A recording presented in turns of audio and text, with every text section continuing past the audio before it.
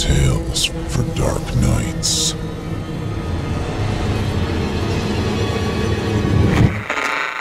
Want to make sure you never miss a Chilling Tales for Dark Nights video again? Be sure to subscribe and hit that bell to turn on notifications. The following program is a production of Chilling Entertainment and the creative team at Chilling Tales for Dark Nights, and a proud member of the Simply Scary Podcasts Network. Visit simplyscarypodcast.com to learn more about this and our other weekly storytelling programs. Thank you for listening, and enjoy the show.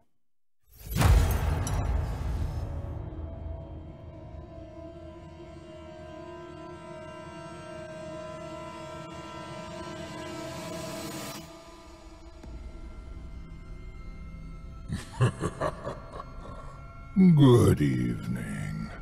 I'm storyteller Otis Jiry, and I ain't your grandfather. From where I'm from, we don't do bedtime stories. And if that's what you were expecting, you're in the wrong place. If it's terrifying tales you're after, well then, I've got just the thing. Get comfortable, settle in, turn off the lights, if you dare. Your night is about to get a whole lot darker. Who needs sleep anyway?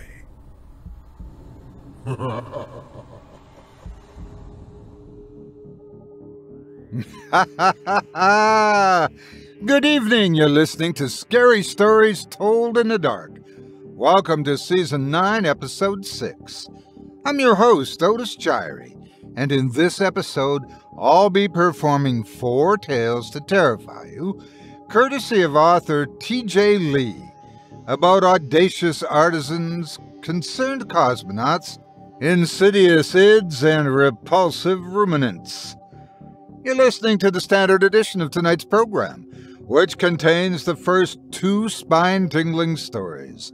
If you'd like to show your support and enjoy an extended version of this and other episodes with twice the terror, visit simplyscarypodcast.com and click Patrons in the upper menu to sign up today. Thank you for your support. Now, it's time to take a walk together down the moonlit trail, so lock your doors, turn your lights down low, and settle in. The show is about to begin.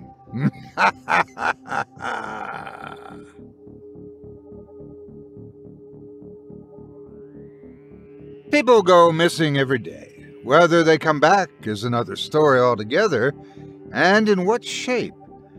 In our first story from T.J.LEA, when a sheriff of a small town gets a lead as to who may be responsible for some of the troubles in his town, he leaps at the chance, though he may not be happy with the results. Without further ado, I present to you Master Craftsmanship.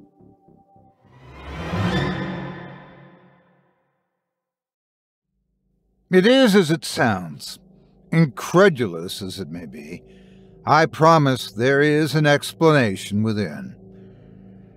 I've been the sheriff of a little town called Sturgeon for nearly 23 years. In that time, I've seen many horrific incidents descend upon our town, fall out of my jurisdiction and get passed up to higher-ups faster than you can say nightmare scenario. It's frustrating. There's damn sure plenty of days where I feel that I'm just a prop in a toy badge. But I'm still needed for the wet work, the ugly jobs, and the things that stick with you no matter what your poison of choice may be. There's a saying about gazing into the void and it gazes into you, but what do you do when the void follows you wherever you go? Nobody is making me share this report. This account of the events that unfolded over at Castor Oil Creek deserves the light of day, even if it haunts me with every waking moment, a negative to my every positive.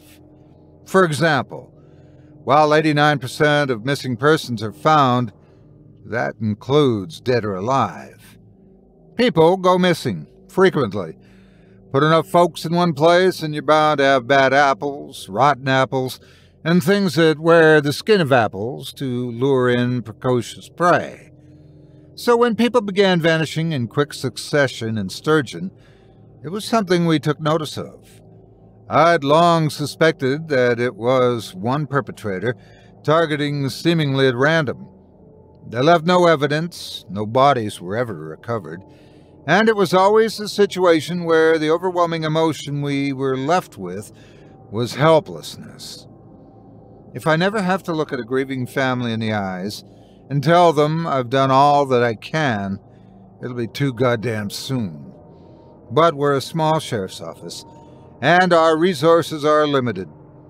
This land is old and full of places we can't search.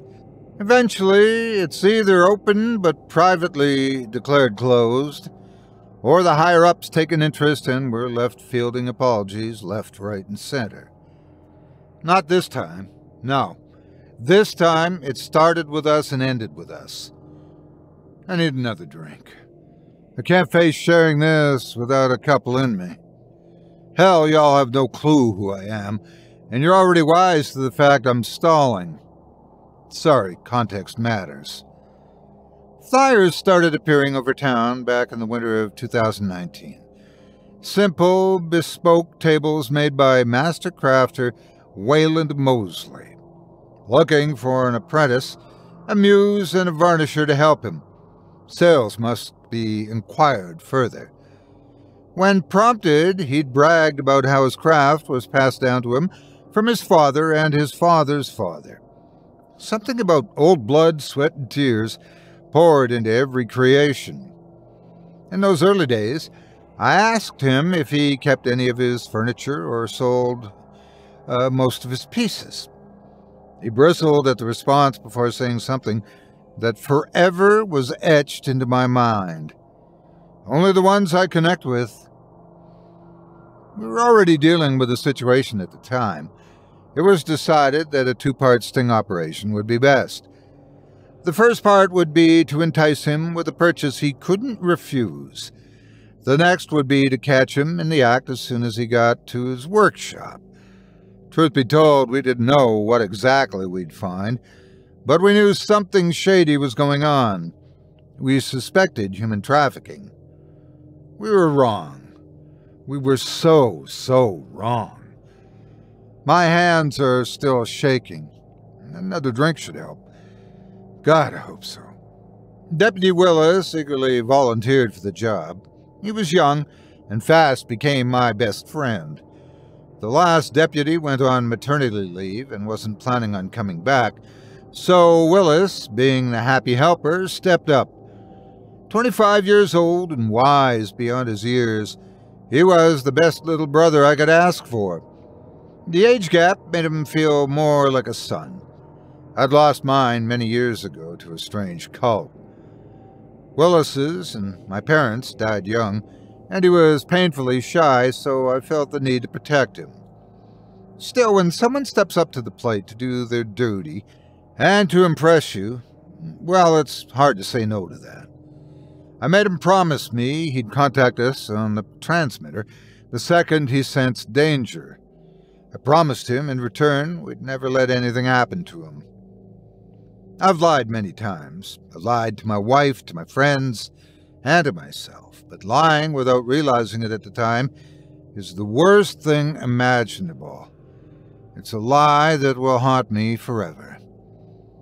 We set up shop at the Sturgeon Flea Market, a place that we had very little jurisdiction within.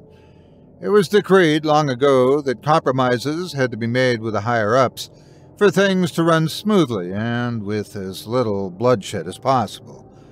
Deals were cut, and we promised to look the other way so long as the trouble wasn't brought to our doorstep. We were up to our chests in filth, and the people were either none the wiser or did as we did. I wouldn't say I liked it, knowing that, as I donned an unassuming outfit and grew out my beard for the occasion, setting up this small curio stand in the middle of a slew of entrepreneurs who dabbled in the occult, the vile, and the unspeakable, and I was no different from them. After all, I was selling Willis. Perhaps he didn't see it that way, but I sure as hell did. Once Wayland paid for him, Willis was his to do with as he pleased. He strolled up around noon. He was a lot more well-kempt than I pictured. Maybe 2 decades of dealing with the ugliest of criminals gave me a biased impression of someone I thought dabbled in human trafficking, but this guy looked normal. About 5'8", 155 pounds, nice clothes, if a little eccentric. His short red hair was gelled and parted to the side, his freckled smile giving off a disarming sensation. He stopped in his tracks and looked at what I had on offer. A mixture of antiques, curiosities, and Willis sat in a leather chair with his best poker face. He was told to look like he'd been broken, and he certainly gave off that impression. The moment he laid eyes on Willis, something clicked on him. "He's magnificent," he breathed, running his hand across his legs and thighs, as if inspecting a priceless artifact.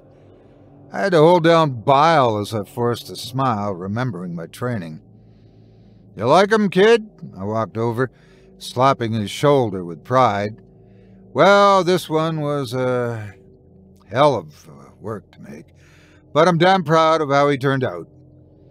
I laughed, but my eyes fixated on Wayland, who bristled as I put force on Willis's shoulder. I couldn't figure out why at the time, but he brushed it off and reached for his wallet. "How much?" I saw his lip quiver ever so slightly. What did he have planned for him? I wanted to tackle this asshole to the ground right then and there, but the trained words spilled out of me before I could stop myself. For Willis? He's a model after all. "How much you got?" I put on my best salesman face and leaned in, disgusted at myself for how far I'd go to secure the arrest, telling myself it's for the victims past, present, and future. He's a keeper, you know. Wayland fumbled and pulled out $60, saying something about rent and stimulus checks not being in. I was taken aback. If he was a human trafficker, where was his cut? I stared, trying to formulate a response, but he pulled something out of his pocket before I could reply and held it in front of me. "There's also this." It was my grandpa's. "It's a warding talisman. It's supposed to keep bad spirits away. It's priceless." So this was why we never found him. The creep was handing me the one thing that was keeping him hidden. I realize to many of you this is hokum, and I don't blame you. But where I come from, this sort of old practice does what it says on the tin. It keeps the wearer obscured. Not invisible or anything like that, but it hides them from prying eyes. And either he didn't know what it truly did, or he didn't care when faced with a new model to take home. It didn't matter. This was what I wanted. There was nothing more to do. I took the talisman and inspected it, nodding, as he took Willis by the hand and walked away. Willis took one last look back at me, his eyes glowing with pride. He knew he was going to be the one to call it in, and we'd be heroes for capturing one of Sturgeon's worst human traffickers. As I smiled back, a chill ran through the air and practically froze my blood. An omen. I realize, to those of you following along, that there's no pause in this account. But for me, I had to stop and drink myself to sleep. The closer we get to the moment it all came to a head, the more I want to put a bullet between my eyes and make it all go away. But I recognize the public interest in what happened, and I have a duty to tell it, so we continue. Willis's tracker was supposed to allow us to follow him, no matter where he went, even if Wayland stripped him bare and gave him new clothes. It was under his skin, after all. We didn't expect Wayland to check that. And yet, once their signal went toward the Cardick woods, it simply died. 16 hours had passed, and we were beginning to get antsy. It was decided we'd look in the area surrounding the woods and see who lived there. Didn't take us long to find Castor Oil Creek and the small set of lodges out there. While Old Man Mathers was immediately ruled out, the same couldn't be said for his neighbor across the creek. Been in this area a long time, he told us up on the drive there. All of them settled here before my family did.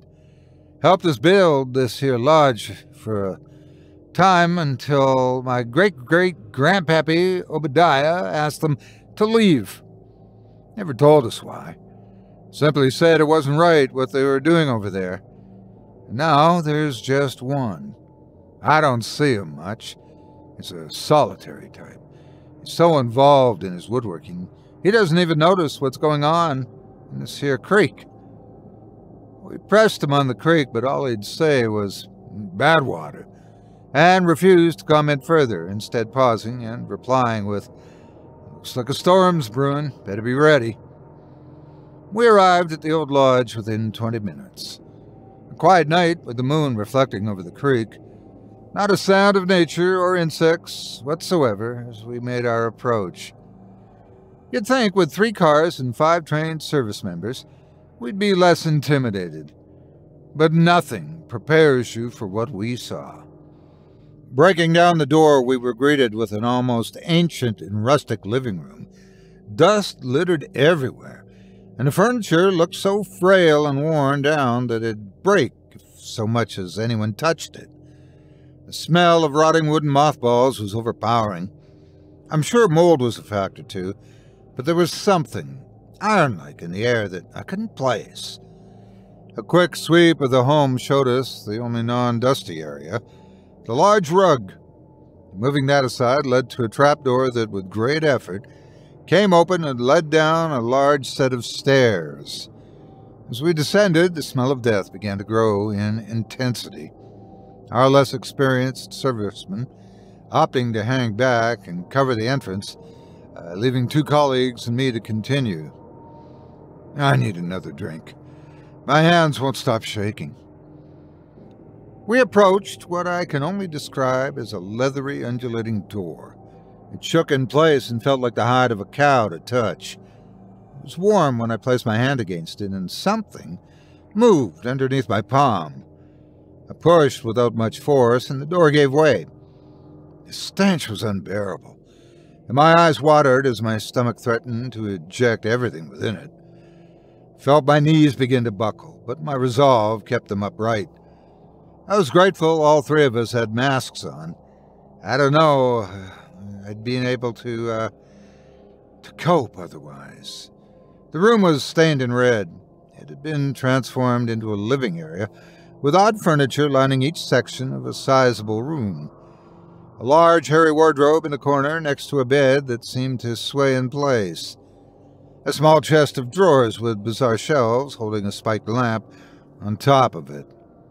The TV sat in the center of the room, some strange mesh coating its entire frame, and a screen blurring out static that partially illuminated the room, the yellow couch with purple spots seeming to dance in the light.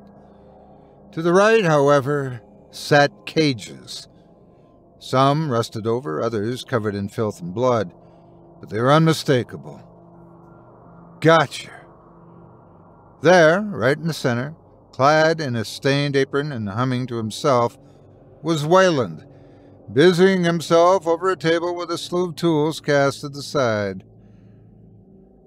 "Wayland Mosley, you're under arrest for human trafficking," I called, trying to push authority into my best voice, the best I could, trying not to gag. He put a thick tarp over the table and turned as if in a daze, arms spread out and smiling. "Have you come to check out my furniture, officer?" He laid his eyes on me, and one of my colleagues moved in to arrest him.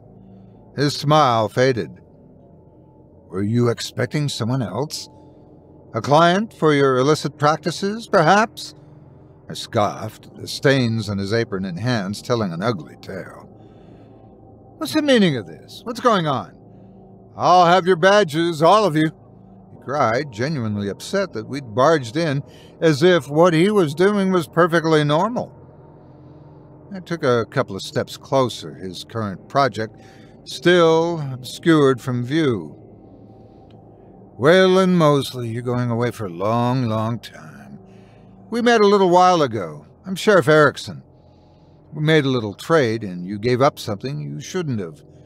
I held out the talisman and saw his eyes glimmer. "This town might have some odd practices, but criminals are always the same when it comes to getting what they want. Predictable." I leaned down and grabbed his jaw with my hand, wanting him to feel the power I had, that I could break his jaw, rip out his tongue, or snap his neck if I so wished. "Now, where's my deputy? Where's Willis?" He wrestled against the officers, but was no match and simply grunted before looking back at me, confused and angry. "What deputy? You sold me a pristine table." I felt my grip on his mouth tighten, and I let go, slapping him as hard as I could. "Don't play with me, son. You inspected him, you paid for him, and took him away by hand. I watched you do it. Now, I ain't gonna ask you nicely again. Where is he?" I will never forget the sequence of events that followed, even if I would give anything to do so. His pupils dilated, the eyes moved to the table hidden under the tarp. As I followed them, I felt the world fall away as a single question came into my mind. One I knew the answer to already. Why were all the cages empty? I repeated that question over and over as I slowly walked to the tarp, another officer finding the light switch at the same time and illuminating the whole room. Screams and guttural retches filled the space as we saw what was in this room of nightmares. What was under the tarp? Something did indeed sit here, but it wasn't pristine. It wasn't a table. It was Willis. His skin was stretched to the point that a single tap or scratch, and I knew he had split open. Translucent and thick veins visible like a macabre pattern you'd find on a mahogany table, his limbs acting as horrible legs, his bones broken and reset to fit, his feet and hands turned into malformed stumps. The sockets where his eyes lay were now nothing more than cup holders, his mouth agape as air escaped it. I don't know how Wayland did it. I don't want to know how he did it. But I swear to God, I felt life within Willis. Something in him was still conscious. A soft wheeze escaped him, faint but defiant. Mercy, mercy. My baby brother. I couldn't imagine his suffering. I just sobbed and screamed. As we took in the surrounding room, it was apparent the rest of the furniture wasn't swaying, twitching, or undulating. It was all still alive. It was people. Poor, unfortunate people Wayland had entrapped and redesigned using his master craftsman technique, making them into his living, bespoke furniture of horrors. And that was the part that terrified me the most. We hauled him away. The entire time he protested his innocence, that he was acquiring old furniture and restoring it. He also insisted someone had set fire to the building, and he was outside when we apprehended him. I don't know if he was mentally trying to distance himself from what he'd done, removing his past deeds somehow, but I don't care. I had to tell Willis's wife what had happened to him. I lied and said Wayland killed him and dumped his body when we found out he wasn't useful. I couldn't bear them knowing he was part of Wayland's furniture, not even after the news got out. We'd find out as time went on who some of the victims were. An ex-girlfriend here, an old dorm room buddy there, a couple of travelers he'd taken in, and several missing persons from the entertainment district. All in all, we found nearly a dozen missing persons in his home. A lot of families would get both closure and add new nightmares to the suffering at the same time. We interrogated Wayland for 3 straight days, but not once did he break his mentality that what he'd done was wrong. He genuinely did not see any of his victims as people, but as furniture for him to save. After that final interrogation, I wanted to hand in my badge after Wayland's sentencing, leave Sturgeon, and settle down somewhere quiet. I couldn't face both his last words and the recollection of our first call with him, what it meant for the wider consequences. But it was that feeling that made me stay, to catch the next embodiment of evil before they strike. You see, Wayland was very forthright with his business, explaining that he, in fact, did sell on most of his pieces to wealthy clients. I never asked for details, just that they took care of his pieces and paid him appropriately so he could live his dream. He told us in that call he only kept the ones he connected with, like a true freak. But that final response he gave before he was taken away keeps me drinking, keeps my hand shaking, and a lifelong hatred of the evil this world houses. I'll never forget the way his eyes lit up, the curling of his lips, or the way his tongue caressed his teeth when he replied.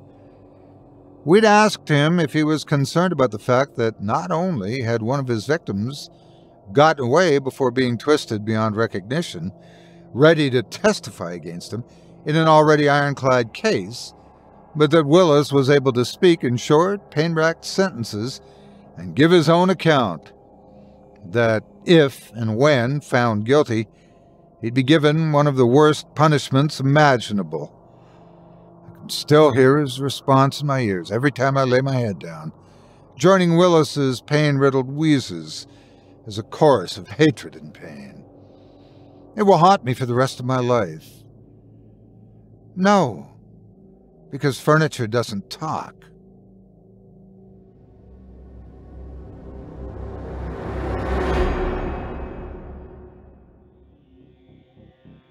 I hope you enjoyed Master Craftsmanship by author T.J.LEA, as performed by yours truly. If you enjoyed that first tale and would love to read more from tonight's very talented featured author, you can help support him by visiting simplyscarypodcast.com/Lee. That's simplyscarypodcast.com/LEA. If you haven't been introduced to Mr. Lee before now, then be sure to check into The Expression List, also narrated by yours truly, a while back. Not to worry, I can wait, as long as you hit the pause button, of course. If you do decide to stop by the profile, please leave TJ a kind word and let him know you heard about him here on this show and that Otis Jiry sent you. It would mean a lot to me. Thanks again for your support of this program and of tonight's featured author. The trick to good furniture is that you need to find just the right starting base. I know this because I was a cabinet maker for 20 years. If you're looking for what's new and popular, maybe pick a nice willow. If you're looking at something more classic, maybe a hazel would be up your alley. Of course, if you really want an antique, a good solid Raymond birch would be perfect, though I don't think he would be talking anytime soon. Speaking of historical relics, we take a glimpse into the space race for our second T.J.LEA tale of the evening. It appears a researcher has been digging deeply into some lost files and discovered cosmonauts did land on the moon doing secretive testing of their own. To say more of what they've found is to tell too much right now, but maybe let's just say better to stick to the Pink Floyd album than the real thing. Without further ado, I present to you Behind the Curtain.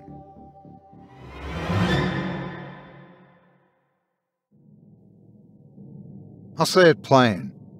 The acquisition of Nazi Party member Werner von Braun was not the most heinous action NASA committed. Not by a long shot. By the time I'm done here, you won't look up at the sky the same way.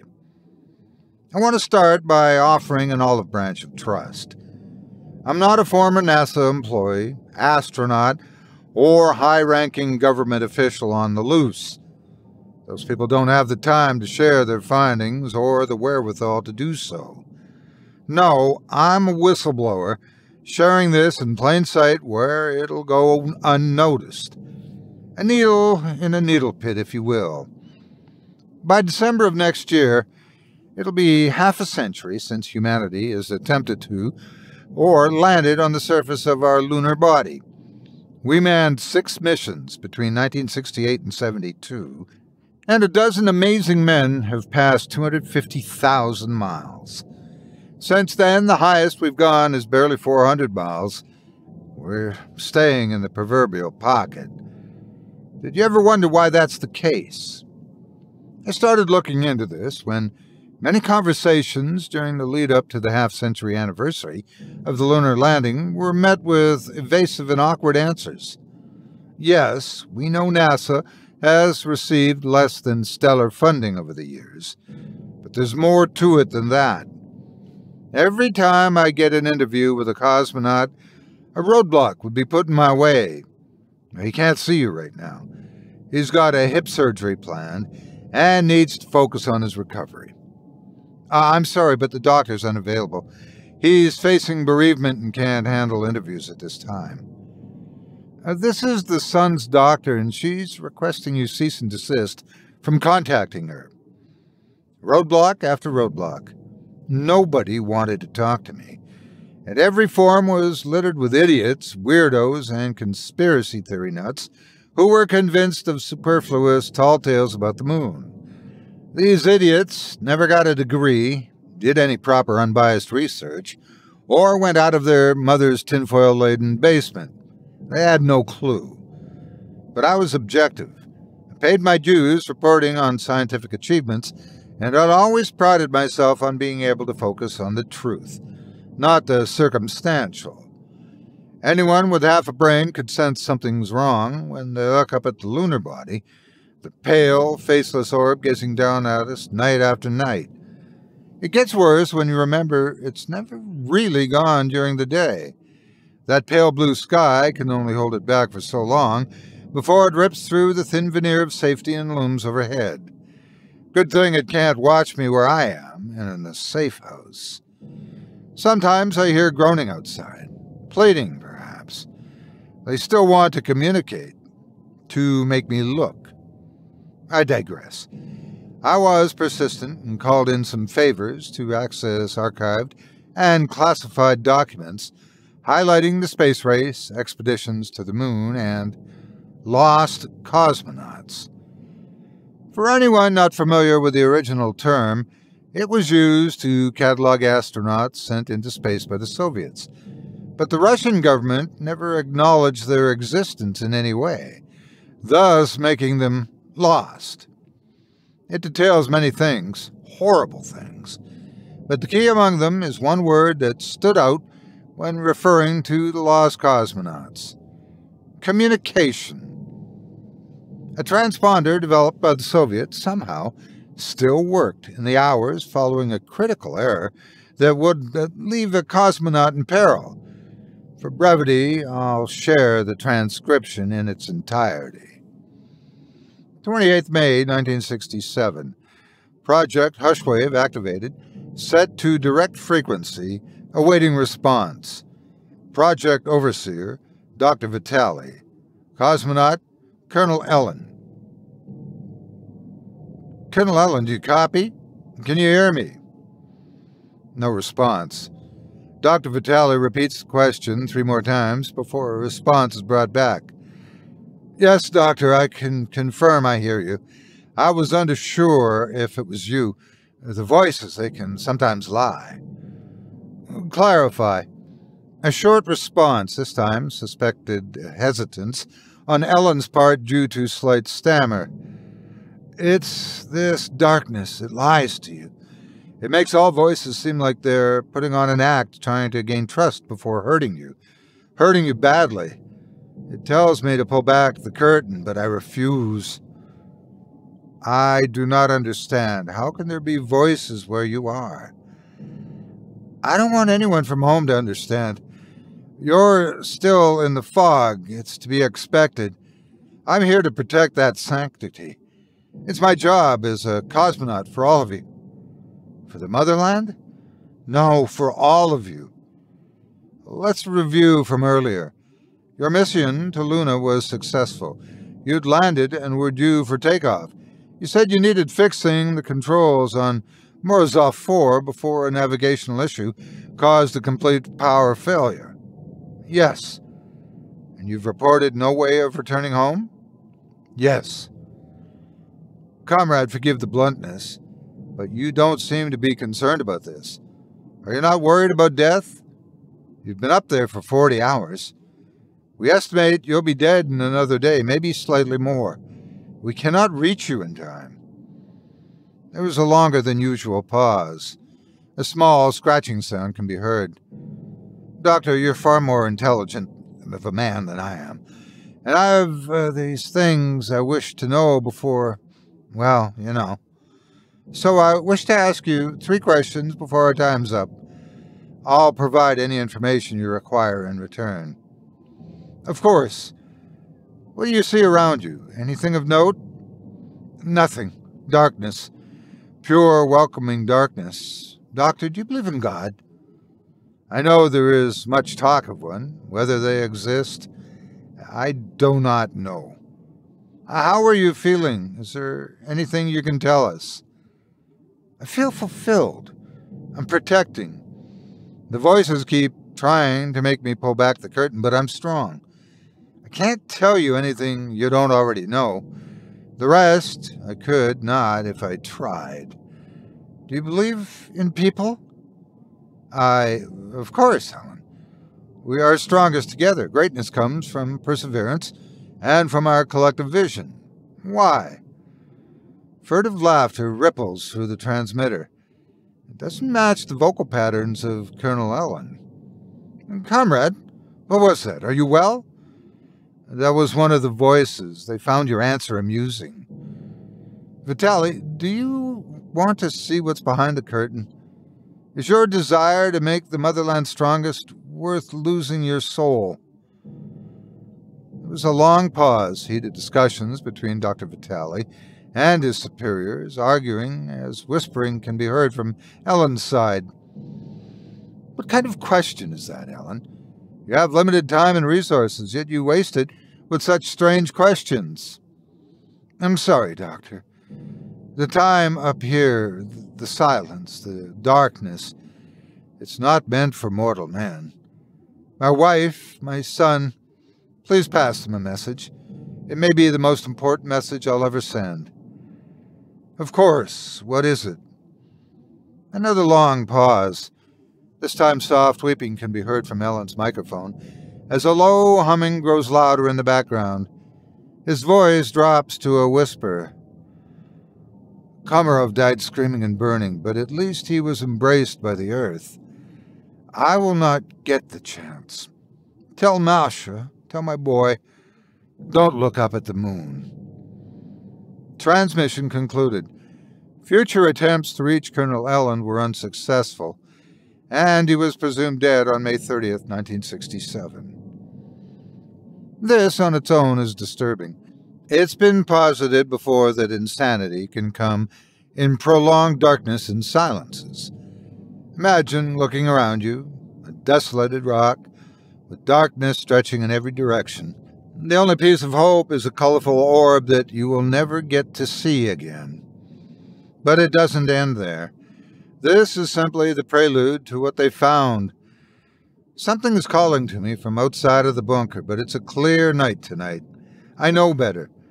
Nothing more to do right now than carry on, right? The Soviets would launch a final expedition on August 12, 1971. A reconnaissance job involving 3 astronauts would scope out Ellen's final location and see what they could find. The space race is now long over and interest dwindling. It was hoped that a definitive find would help boost funding and establish Soviet dominance. Rather than relaying the entire transcript, I'll pick things up from the first hour following a successful landing and beginning their search. August 13th, 1971. Landing of Fedorov 2 successful, transmission established. Project Overseer, Dr. Vitaly. Cosmonauts, Commander Abramovich, Pilot Vitak, and Science Pilot Semenov. Commander Abramovich, Checking in, making our way to Colonel Ellen's last known coordinates. ETA 3 hours. Semenov says he sees something and wants to check it out first. Understood. Keep your wits about you, Ilya. It's unknown territory once you reach the spot. There's a short discussion, and Abramovich comes back confused. Doctor, you said Colonel Ellen's ship malfunctioned, with no way to return, yes? That's correct, Commander. Is there an issue? Yes. Semenov has looked at the ship. The damage done to it was man-made. There are several large dents on the outside, and the panel was forcibly ripped. Muffled murmurings from Vitaly's side continues for a couple minutes. Abramovich clearly is concerned. Doctor, it's been noted, perhaps more answers lay with his corpse. Collect what samples you need and head to his last known coordinates. Out. 3 hours, 18 minutes pass before correspondence begins again. We've arrived at Ellen's last known location. No sign of him. We can see the transmitter, the line between the light and the dark side of the moon, about 1 kilometer from our position. Vitak wants to scope it out. Head for the perimeter, but be wary. Oh my God! Dr. Semenov says he can see a cave entrance right by the Terminator. I'm moving in for a closer look. If this is true, this could be the greatest find in human history, comrade. But keep sight for Ellen's body. That is still the priority. There's a long pause, and Abramovich speaks. His voice is shaking. We found him. Request permission to evacuate immediately. Denied. Why would you leave without exploring the cave? What's going on, Commander? Report. Semenov can be heard trying to calm down Vitak, who's having a panic attack. Colonel Ellen is in a small hole that was made by extreme force. His body's been crushed, hands mangled, and visor destroyed. His face, oh God, pieces of it are missing. Something chewed off his cheeks and lips. Requesting permission to evacuate immediately, Doctor. Denied. You're not seriously suggesting there's something up there, are you, Commander? Listen to yourself. You're experiencing the same sickness as Ellen. The sight of a corpse is simply making you delirious. Doctor, all 3 of us are seeing the same thing. Enough! Leave him where he lies. We will discuss this soon. Explore the cave. This is too important to find to back out now.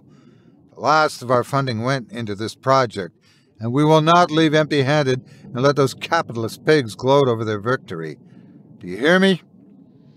Vitaly smacks his desk, and the mic booms. There's a short pause. Confirmed. Moving to explore. There's a silence for 5 minutes as the group maneuver to the cave opening. The cave itself appears natural, but the incline goes down and there seems to be some stronger gravity. There were some rudimentary steps, man-made, or some kind of creature, maybe. It goes down for a decent degree. We'll update you when we see the bottom. I want photos of everything, Abramovich. Make sure Vitak picks himself up and helps Semenov. Heavy breathing comes through 7 minutes later, and when Abramovich speaks, he's exasperated. We've found a central room. For my best guess, several basic archways are leading further on, but we're in a makeshift command room. Vitak thinks that through the route we took, we've gone under the Terminator, dividing the light and dark. Now we're firmly underneath the dark side of the moon. He thinks, Doctor, we're in front of shutters. There's a button in front of us. Semenov is begging us to go back. I think we should push it. But, sir, you will not dishonor our motherland with your hesitance. We're on the cusp of greatness. Push it. Abramovich pushes the button, and the sound of the shutters rising fills the audio. Within 60 seconds, screaming follows. A heavy thud and the sound of glass breaking cut through the static before Abramovich can be heard panting. Oh my God, it's a viewing port. Where are Pilot Vitak and Science Pilot Semenov? What's going on? It's a viewing port. It looks out on... No! Abramovich is still panting, assumedly going back up the stairs and on the verge of tears, a mixture of crying and manic laughter. Vitaly is undeterred, but has clear stress in his voice. Commander, I need a report. Pull yourself together. When we looked out, Semenov started yelping, scratching at his visor. When that didn't work, he volleyed his head into Vitak's until the visor cracked. He continued while I got away. I didn't look for as long as either of them did, but I saw enough. It lucked out at... Oh, my God. My God, Nevin. What are we? Where are we? Is this a zoo? Doctor, what did you not tell us? I don't understand. What are you saying, Commander? You knew there was something here. You sent us out to die just like Ellen, didn't you? Sending the young to do what dickless old men like you could never do. Abramovich's tirade continues for several minutes, words and behaviors he had never exhibited in his psych evaluation coming out. Vitaly sounds genuinely unsettled by some of the things he's saying. Commander, we only had an idea of what was there. We didn't know for sure. We still don't know. You haven't told us. Please, for the motherland, for those we've lost, tell me what you saw. The angry shouts stop, and a low rumble permeates through the transmission. Abramovich laughs and cries. It's hard to distinguish which is dominant. What is waiting for us? What are they watching for? There's a guardian here. It was asleep until Ellen woke it up by getting too close. It wants to make sure we never found out the truth. Oh, God, I'll never see my family again, my home. The rumble begins to cause crackling in the audio, and for a moment another voice comes through. It's Colonel Ellen's. The darkness is good, safe, comforting. We don't need to see what is behind the curtain, behind the fog.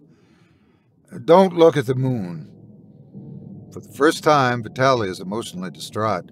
He's shaking and his lip quivers as he manages to utter one word. Why? It's a terrarium. Something is watching us.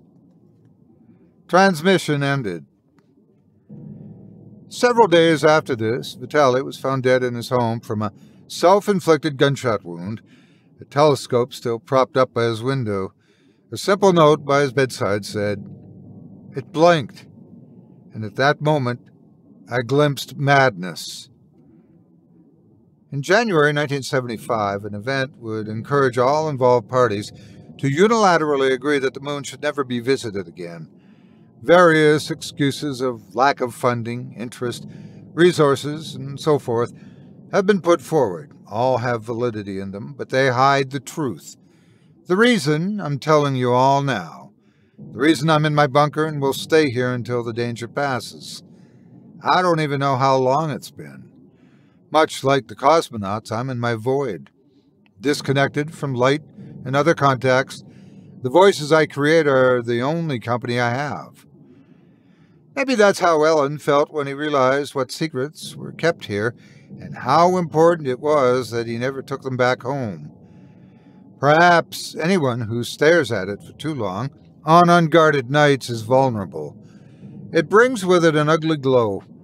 Its secrets laid a little too bare for normal minds to grapple with, encouraging them silently to behave unusually like an experiment. This is apt when you consider the words of Abramovich and Ellen together, the statement and the question. It's a terrarium. Something is watching us. Do you want to see what's behind the curtain? We looked behind the curtain. I don't know what exactly they saw, but with every supermoon it gets a little bit closer. And now it knows we're aware of it. There isn't meant to be a supermoon out tonight, but something is looming overhead, speaking to people. Please don't look at it. You don't want to know what's looking back.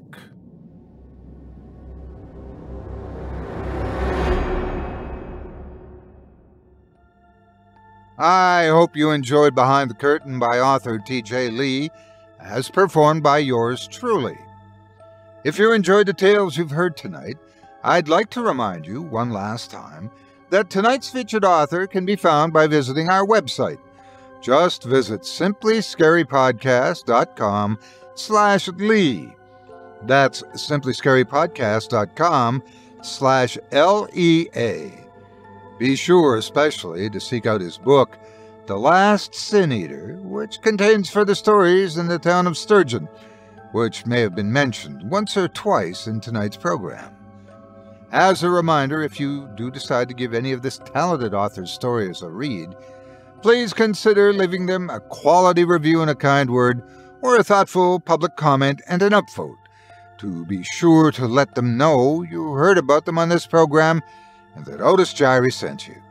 It means more to me than you can imagine, and I'm pretty sure TJ would much appreciate it as well. Thanks again for your support of this show and of tonight's featured author. Now, before we go, I'd also like to take a moment to thank you personally for joining me for this episode of Scary Stories Told in the Dark. If you enjoyed what you've heard on today's program, please take a moment to stop by our iTunes page or wherever else you listen to your favorite podcasts and leave us a 5-star review and a kind word. It makes a huge difference and would mean a lot to us. If you'd like to hear a premium extended edition of tonight's and all of our other episodes featuring Twice the Terror, visit simplyscarypodcast.com today and click the Patrons link in the menu at the top of the screen. You'll find yourself at chillingtalesfordarknights.com, where you can purchase season passes for this podcast and our other quality storytelling programs, or become a patron for as little as $5 per month and get access to our entire audio archive dating back to 2012, all of it ad-free. If you happen to use Facebook, Twitter, Instagram, or YouTube, you can follow and subscribe to Chilling Tales for Dark Nights there, where you'll get all of our latest updates and new releases and have the chance to interact with us each and every week. You can subscribe to me on YouTube as well at the Otis Jiry channel, where you'll find releases of my series, Horror Storytime, dating back to 2014. And you can find me on Facebook, Twitter, and Instagram too. Just search for Otis Jiry. Until next week, stay spooky and get some sleep, if you can.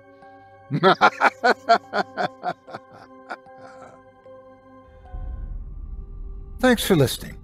You've been listening to Scary Stories Told in the Dark, a production of Chilling Entertainment and the creative team at Chilling Tales for Dark Nights, and a proud member of the Simply Scary Podcasts Network. Visit simplyscarypodcast.com today to learn more about our network and our other amazing storytelling programs. Tonight's program was hosted and its featured stories performed by yours truly, Otis Jiry. Selected stories have been adapted with the kind permission of their respective authors. Original music provided by Luke Hodgkinson and Jesse Cornett. Sound design and final mixing and mastering provided by executive producer and director Craig Groshek. Program's artwork and logo by David Romero. If you're looking for some fresh tales on a daily basis while waiting for the next podcast, check out my YouTube channel, the Otis Jiry channel, and my extensive collection of narrated tales there. Simply search on YouTube by my name and you'll find me. And don't forget to subscribe and press the bell notification icon to get my latest releases. Got a scary tale of your own that you'd like performed? I take submissions.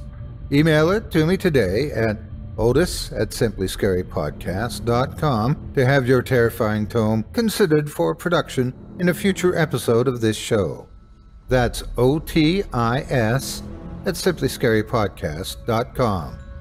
If you've enjoyed what you heard on tonight's program and are joining us on your favorite podcast app, subscribe to us to be sure you never miss an episode, and leave a 5-star review and a comment. Your feedback means a lot to me.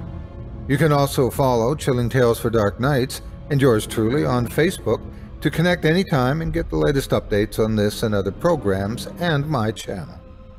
If you're listening on the Chilling Tales for Dark Nights YouTube channel, do us a favor and hit the subscribe button and the bell notification icon for ctfdn as well, to get more spooky tales from me and the crew, and another episode of this program each and every Wednesday.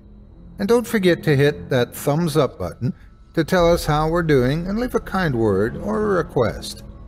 And don't forget to visit us at chillingtalesfordarknights.com and consider supporting the team by becoming a patron.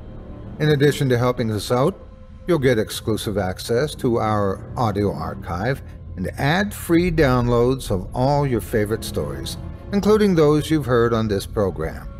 As for me, I'll be back next Wednesday with more terrifying tales to keep you up all night.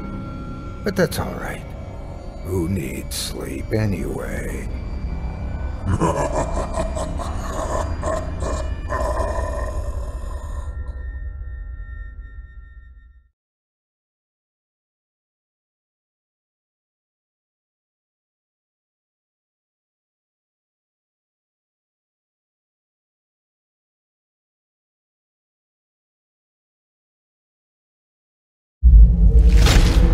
Chilling Tales for Dark Nights.